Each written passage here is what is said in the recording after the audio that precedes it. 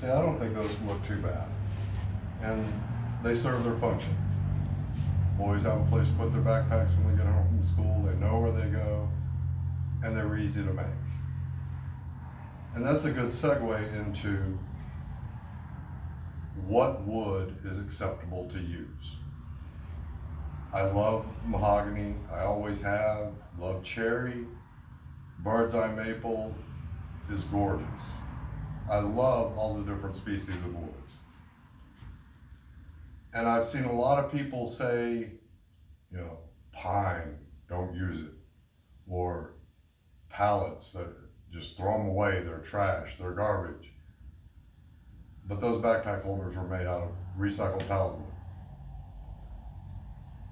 One thing I like about it is I got it free.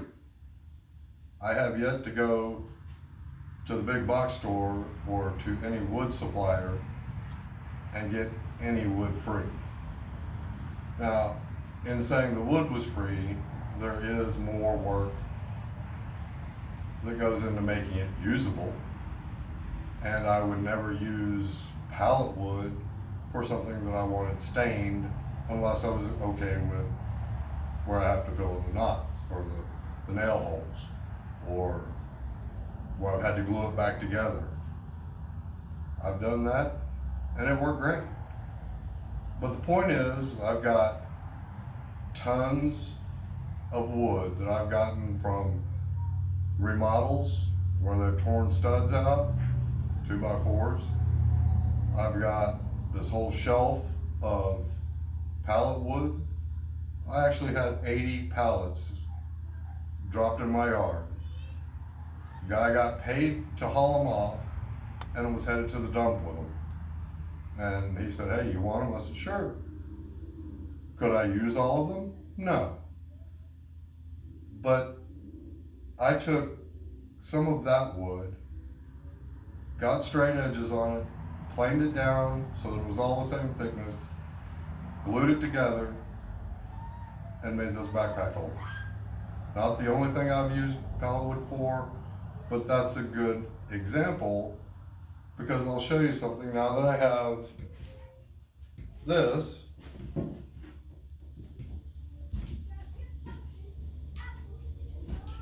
I can now show this, which is recycled pallet wood, where I was able to cut out all the pieces for the backpack holders for free using a long mill. So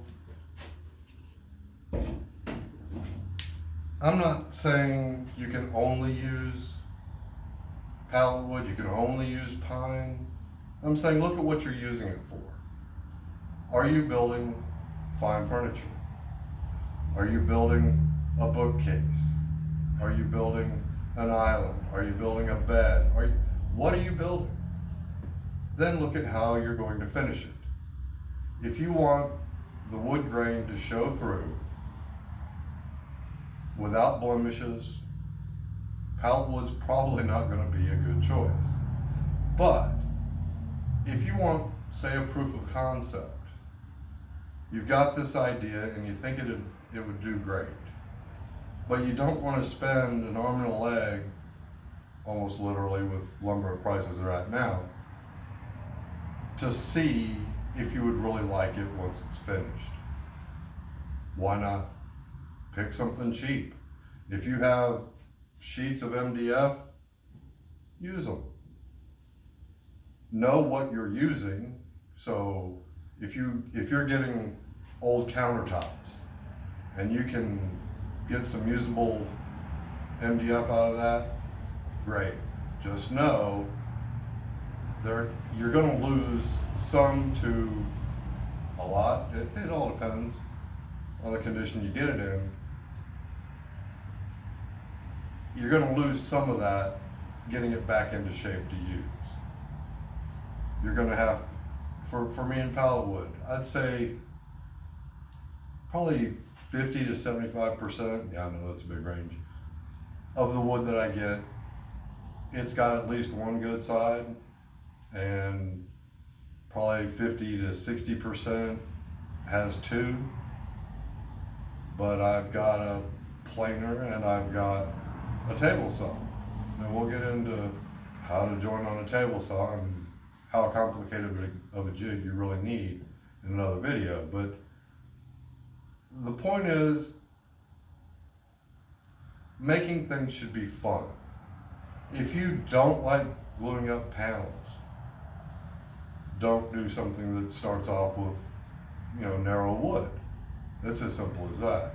If you don't mind going through the process of planing and jointing and, gluing up, then there are viable alternatives to the big box store for scrap wood, what some people consider trash.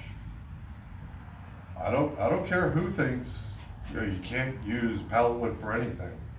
I don't care who says pine, you stay away from it. If you're going to build something and it's going in a house nowadays, I'm not saying you don't have to worry about anything, but the wood movement, yes, it's real, but it's not as big a deal nowadays as it used to be back before we were keeping our houses at the same temperature year round. But keep in mind, you don't have to spend a fortune to make things. Me, I'll take four pieces of wood, I'll run them through the planer, and I'll take them to the table saw and I'll get my one good edge, and I'll glue them together and I'll run them through the planer again just so they're all the same thickness.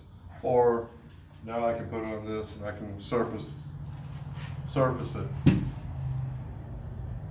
And what time do I really have in it? I've got some planing, doesn't take too long.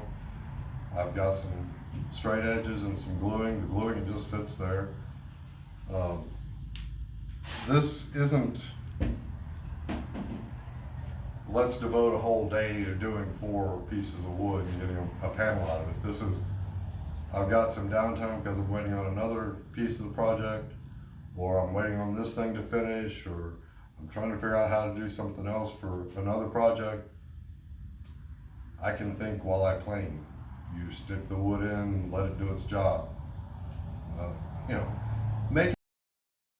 Don't try to say, oh, I can't do anything because I've got to go to the store and buy this wood and I can't get there when they've got it. What they have is, all warped, or they've got to order it and, we've got container ships sitting out there hauling stuff in that you might need. Be creative. It's fun. Keep it fun. If you enjoy it, enjoy the way you do it, but don't think that's the only way. A whole lot of people make a whole lot of great things out of a whole lot of different kinds of wood. And that's really where I stand on that. So until next time.